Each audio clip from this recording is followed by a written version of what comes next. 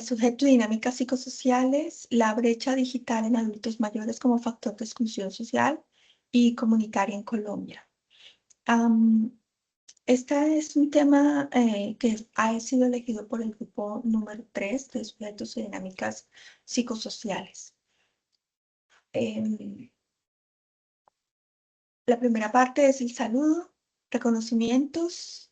Reconozco y celebro que me encuentro en las tierras ancestrales de la Raquia People, de sus derechos ancestrales nunca fueron cedidos. Honro a los custodios de la tierra, las aguas, y reconozco el liderazgo de sus líderes ancestrales presentes y futuros. Un reconocimiento especial a todas aquellas personas que viven o tienen experiencia de enfermedad mental. Su ejemplo, coraje, su dolor y sus narrativas de recuperación no han sido en vano. Hacen parte de la memoria colectiva. Y gracias por compartirlas. Esta metodología que voy a utilizar para esta presentación es la memoria. Escribir la historia familiar y la memoria, y está basado en Sincer. Y esta es, pues, es una presentación muy sucinta que está alrededor de esa metodología de memoria. Muy bien, yo soy modelo 70. Nací en 1970 y para hacer esta primera aproximación lo que quiero es hacer eh, la relevancia de la vivencia compartida de Hochschild del 75, la memoria sociocultural de contexto de Vygotsky y las memorias de referente social de Halbach.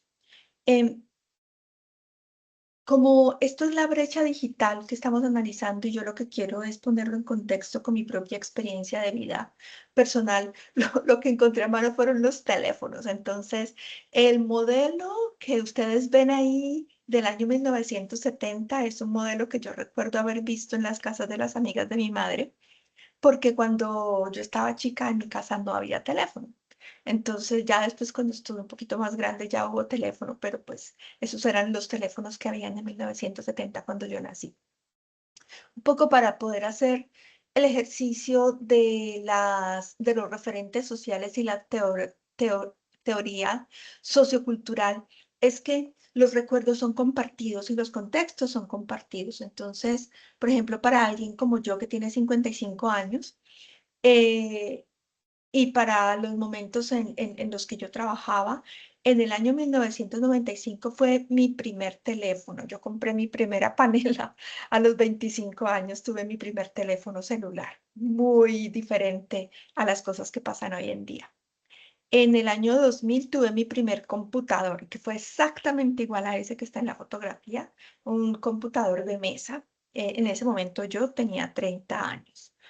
Em, Luego, en el año 2010, compré mi primer portátil, era rosado, exactamente igual a ese, era un Sony rosado, que me encantaba. En ese momento yo tenía 40 años. En el año 2018, aunque parezca mentiras, tuve mi primer iPhone. Tenía 48 años cuando compré mi primer iPhone. O sea, los teléfonos celulares nunca han sido mi necesidad. Y en el año 2018 comencé a hacer diferentes estudios en línea. Entonces, eh, es muy interesante porque cuando estaba haciendo este ejercicio me di cuenta de que obviamente la brecha de comunicación y la brecha de digital, en mi caso, estaba cubierta por las organizaciones para las que yo trabajaba y para las empresas en las que yo trabajaba. Ellos me suministraban los computadores y me suministraban los teléfonos. Yo realmente no tenía ninguna necesidad de hacer ninguna inversión en términos de esos activos. Pero en algún momento, ya después del 2018, 15, ya pues tenía como otras necesidades personales y comenzó como a ver esa posibilidad personal para poder hacer las adquisiciones de los diferentes equipos. Pero esto más o menos les da una idea de que yo no soy la más tecnológica, y obviamente esa es una brecha importante que tengo estudiando en la UNAD ahora la maestría, con el contraste de este primer teléfono que ven ahí de 1970 a lo que tenemos que hacer en esta maestría para poder cumplir con los estudios y estar a la altura pues de las características del mercado, pues son otras cosas muy diferentes.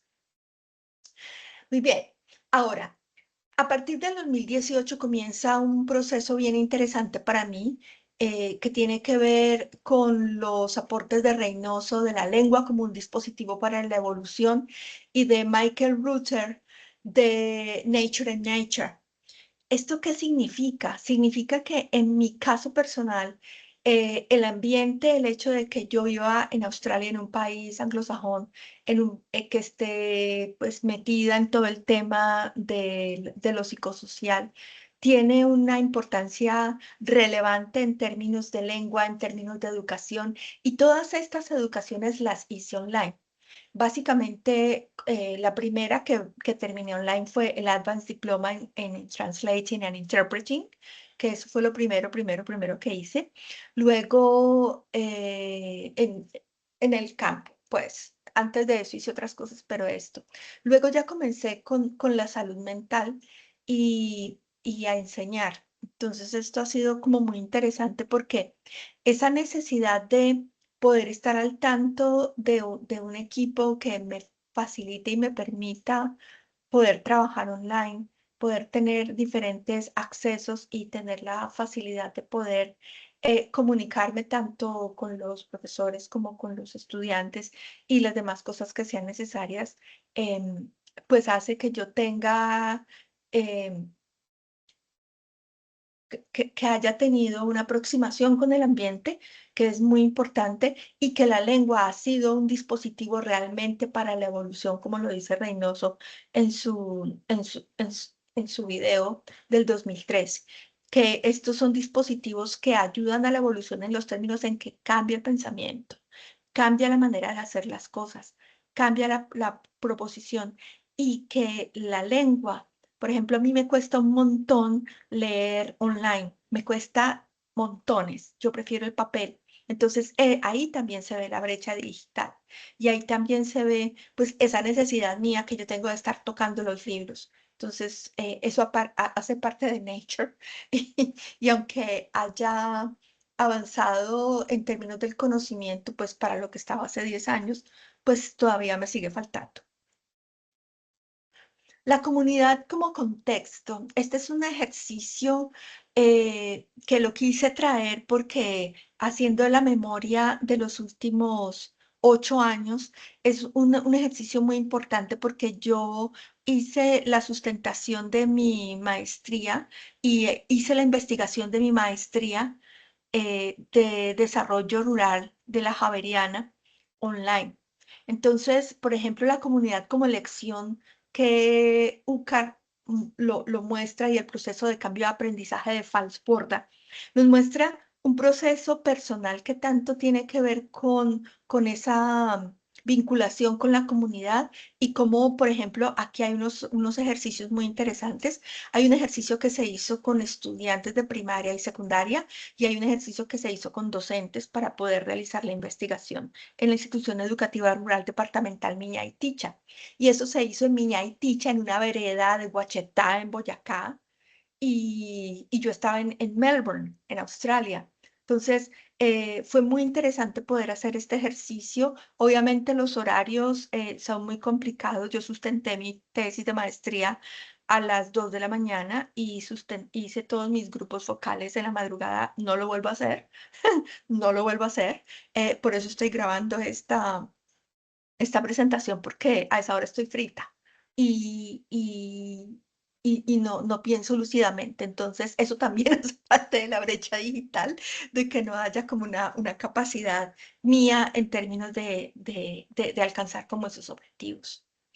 Este otro de conocer, aprender y cambiar es una cosa que me gusta mucho de este autor porque habla que la comunidad puede generar y ser agente de cambio en la medida que aprende y conoce.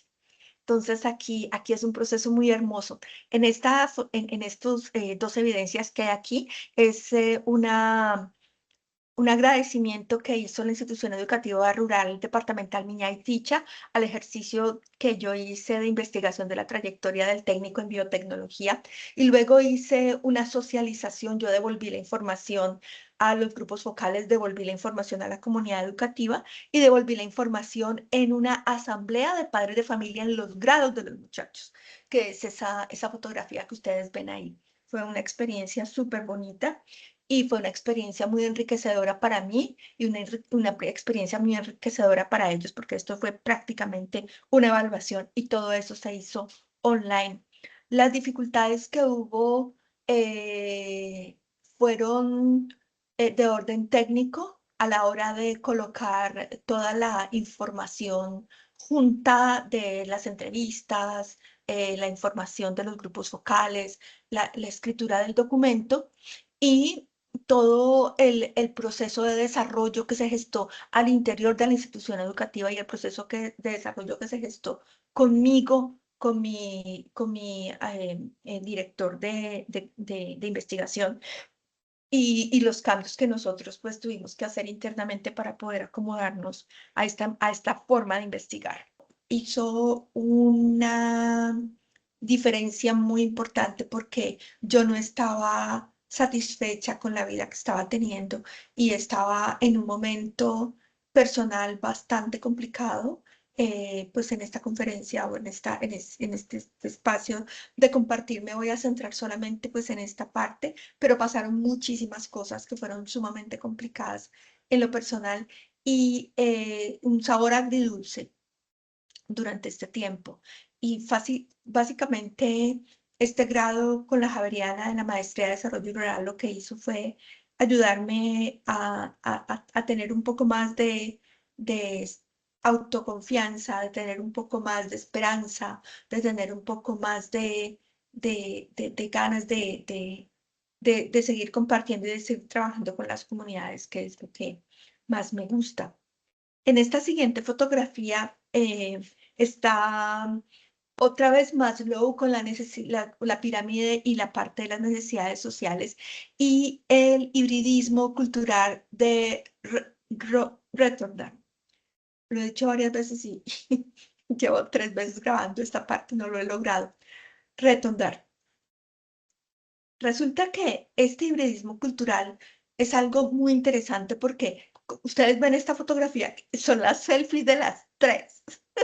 Yo estoy en el teléfono, mi hermana y mi mejor amiga, mi hermana es la de las gafas, y mi mejor amiga celebrando mi grado. Entonces, eso también tiene que ver con la parte digital, eso también tiene que ver con la posibilidad de estar tan lejos, pero tan cerca de esa necesidad de pertenencia, de esa necesidad de celebrar juntas, de esa necesidad de estar juntas, de esa necesidad de compartir los logros de las tres. Entonces, esto fue súper lindo porque mi hermana no vive en Bogotá, mi hermana vive en Bucaramanga, mi amiga vive en Bogotá y yo estaba en Melbourne. Entonces, estábamos las tres celebrando. Ellas estaban almorzando y yo estaba tomando algo caliente porque era la mitad del invierno en Melbourne. Em, la bibliografía, bueno, aquí están todos los autores que hemos estado revisando, los autores que han hecho como una mirada hacia todo el proceso que he completado con ustedes y que les he compartido hoy. Muchísimas gracias y a manera de conclusión y a manera de cierre, es que la brecha digital siempre está abierta, nunca se cierra. Siempre hay algo por aprender, siempre hay algo por saber, siempre hay algún nuevo método por aprender y saber cómo se logra estudiar y cómo se logran hacer las diferentes investigaciones ahora con esta nueva forma de hacer investigación, que es literalmente online y uno hablando solo, porque yo aquí estoy hablando sola. Entonces es muy interesante. Muchas gracias por su tiempo. Espero que mi presentación haya hecho algún aporte y espero que nos podamos ver muy pronto. Hasta luego.